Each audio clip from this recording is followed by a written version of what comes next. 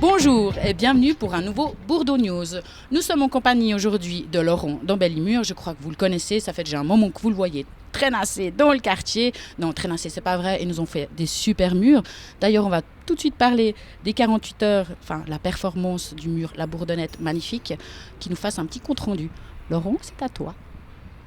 Alors oui, donc nous avons fait 48 heures de mosaïque non-stop avec les habitants du quartier, les requérants qui font partie de l'équipe et Embellimur.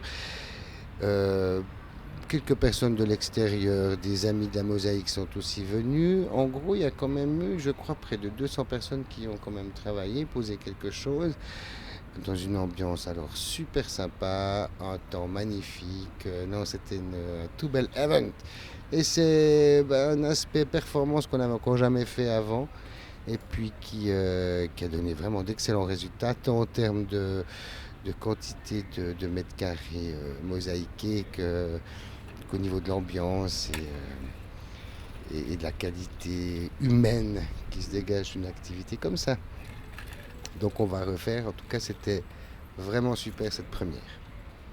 Et j'aimerais d'ailleurs remercier tous les gens qui sont un petit peu investis pour ça, le centre d'animation socioculturelle, et puis évidemment tous les enfants qui ont super joué le jeu, qui ont passé parfois plusieurs heures à travailler avec nous. Donc qu'ils soient ici tous remerciés. Je sais qu'il sera prévu tout prochainement une inauguration, mais je pense qu'on tiendra nos téléspectateurs au courant quand cette journée sera prévue et sera posée.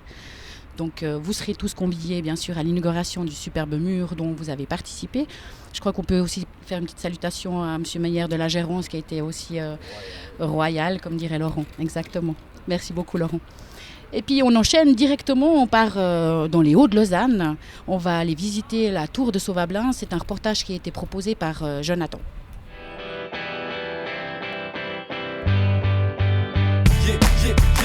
J'en ai marre d'hésiter, je me changer les idées. Pourquoi vous résistez? Faut sourire quand t'es jeune, pourquoi vous y restez?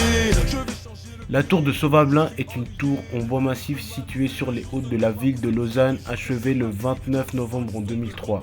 Je rêve du soleil du Brésil, avec la nuit c'est plus que physique. Cette phrase tu l'as bien saisie, la quitter c'est juste impossible. Quand je la vois rien qu'elle me fascine, assis, couché, rien que j'ai le coude. Haute de plus de 35 mètres, elle se caractérise par les 302 marches qui forment une spirale. Quand je me lève, te jure, j'ai de dégoût. Parler du matin, c'est un sujet tabou. Je te dirais que jamais que j'ai le goût. Oui, le saublement. J'aimerais pouvoir, mais je ne suis qu'un homme de l'ombre. Y'a tous ces gens qui me disent oui, le saublement. J'aimerais pouvoir, mais je ne suis qu'un homme de l'ombre. Je t'avouerai que la nuit, je suis dans mes rêves. Dès que je vois la lumière du jour s'étirer. Je t'avouerai que la nuit, je suis dans mes rêves. Dès que je vois la lumière du jour. Je veux vivre dans mes rêves. Je veux vivre dans mes rêves. Je veux vivre dans mes rêves, je veux vivre dans mes rêves, je veux vivre dans mes rêves, je veux vivre dans mes rêves, je veux vivre dans mes rêves, je veux vivre dans mes rêves. Je suis le reflet de moi-même, négro je suis qu'une ombre. J'ai les pensées aux couleurs de ma peau, je suis immonde. On me dit qu'il faut que je change de monde, mais je suis qu'un somnambule. Je veux courir après la gloire avant que le sommeil m'embute. Et tout ça m'attriste, pourtant j'ai pris des risques. Si mes larmes valaient de l'or, aujourd'hui je serais riche. Je ne suis pas sur la liste et du succès et c'est la loose. Pas besoin de venir au médecin pour te dire que j'ai le pouce. Je veux vivre dans mes rêves, je veux vivre dans mes rêves, je veux vivre dans mes rêves, je veux vivre dans mes rêves, je veux vivre dans mes rêves, je veux vivre dans mes rêves, je veux vivre dans mes rêves. L'année passée, on vous avait proposé de découvrir qu'est-ce que c'était la méthode Querver. Cette année, de nouveau, pendant les vacances, première semaine des vacances, ils sont là, à Dorigny. On retrouve tout de suite un reportage avec M. Laspina pour vous souvenir qu'est-ce que c'est la méthode Querver.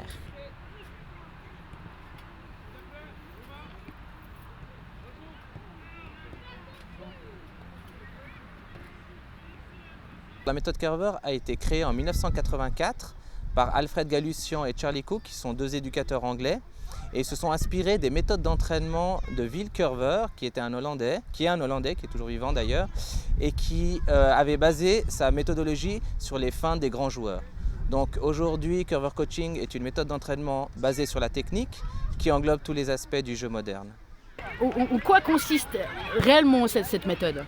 Donc, Selon nous, les tactiques de jeu sont importantes, mais elles dépendront toujours des qualités individuelles de chaque joueur. Donc nous, on se focalise vraiment sur les qualités individuelles des joueurs et des petits groupes en fait. Curver coaching n'est pas une méthode qui apprend la technique, mais c'est vraiment l'utilisation de la technique dans le jeu. C'est ce qui fait la différence en fait. En quelques mots, comment se déroule un camp? Alors un camp curver se peut dérouler de deux façons, soit des camps non résidents, donc les enfants arrivent le matin aux alentours de 9h et repartent le soir vers 16h45, 17h, ou soit des camps durant l'été où on fait résident, où ils peuvent dormir à l'hôtel et donc là ils partagent vraiment toute une semaine immergés dans leur passion qu'est le football en fait. C'est vrai que j'ai adhéré à la méthode, j'ai adhéré à l'esprit de cette méthode-là, j'ai adhéré à tout le concept et aujourd'hui c'est pour ça que je viens, c'est pour ça que je soutiens la méthode Curver parce que je crois que c'est un magnifique outil pour améliorer les enfants sur le plan technique. Donc, est-ce que vous personnellement vous la pratiquez? J'aurais bien voulu la pratiquer quand j'étais plus petit, mais c'est trop tard.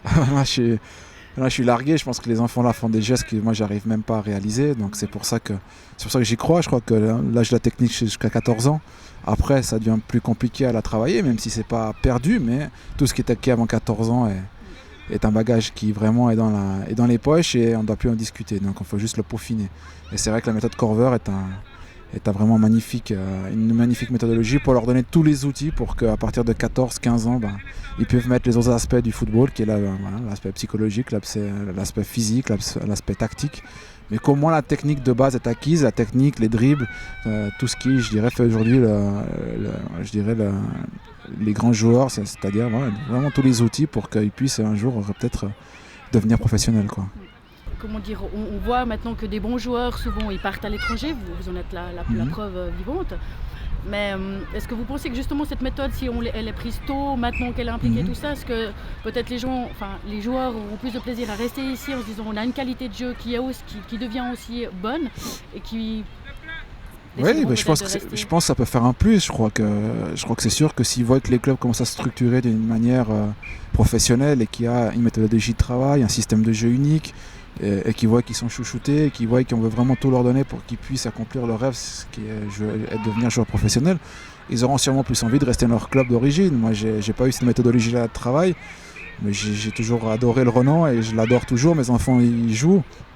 Et c'est une partie de mon cœur footballistique à Arnans, malgré le fait que j'ai pu aller jouer dans des grands clubs. Mais maintenant, c'est sûr que je crois qu'aujourd'hui, les enfants rêvent plutôt de la Première Ligue, de la Liga, de la Serie A. Donc il faut faire des efforts. Et je crois qu'aujourd'hui, on a des talents incroyables dans la région. Incroyables. Rien que dans la région lausannoise, je crois qu'il y a vraiment des talents qui n'ont pas les autres pays. Mais effectivement, je crois que entre 8 et 14 ans, on ne travaille pas comme on devrait le travailler. Je crois que les enfants partent 4 mois en vacances. On ne fait pas de foot pendant 4 mois. On fait ça un petit peu en amateur. Et je crois que justement, on arrive après avoir des joueurs qui à 14 ans n'ont pas encore toutes les bases techniques. En tout cas techniques pour réussir à pas plus haut niveau. Et après, il y a un gros travail à refaire. Et donc je crois que moi mon but c'est vraiment de travailler avec les 8-14 ans pour qu'ils aient un bagage technique supérieur à ce qu'il est actuellement, quoi. Est-ce que vous auriez un dernier petit mot peut-être d'encouragement pour nos futurs grands footballeurs suisses? Non, mais qu'ils s'amusent. Je crois que la base de cette méthodologie-là c'est de s'amuser. Je crois qu'ils suivent bien, et même pour les parents, on sait que la méthode Curver va s'installer en Suisse romande, surtout dans la région lausannoise. Elle va être installée dans la région lausannoise, qu'ils regardent bien où elle sera installée, parce que je pense que c'est là qu'ils devront mettre leurs enfants pour qu'ils puissent avoir, 1, du plaisir, 2, d'avoir des entraîneurs de qualité, 3, une méthodologie de travail qui s'adapte vraiment à l'enfant, et 4, pour ceux qui ont vraiment du talent, la possibilité d'avoir tous les outils pour qu'un jour ils puissent devenir professionnels. Okay. Je vous remercie beaucoup. Merci à vous. Avant de faire la passe, j'ai un premier contrôle et je fais la passe. C'est-à-dire,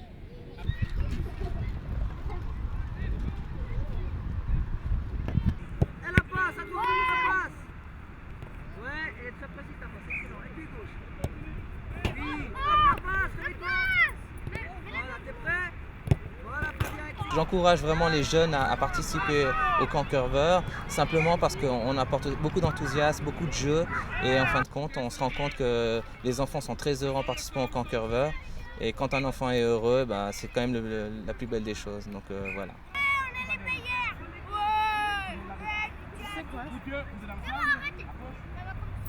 Pour les kids, la semaine prochaine, mercredi après-midi, tout le monde part à l'espace des inventions.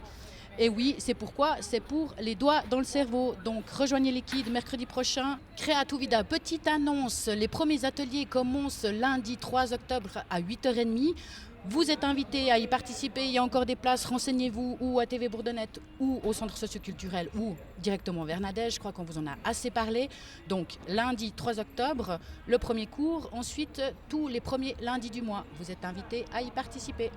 Dans les sorties cette semaine, on retrouve un nouvel épisode de Must Tweet. Et oui, vous l'attendiez, c'est le 3e épisode, c'est Tous Me. Et ensuite, on continue les voyages, on part à New York avec le voyage qui a fait les ados avec le centre socioculturel.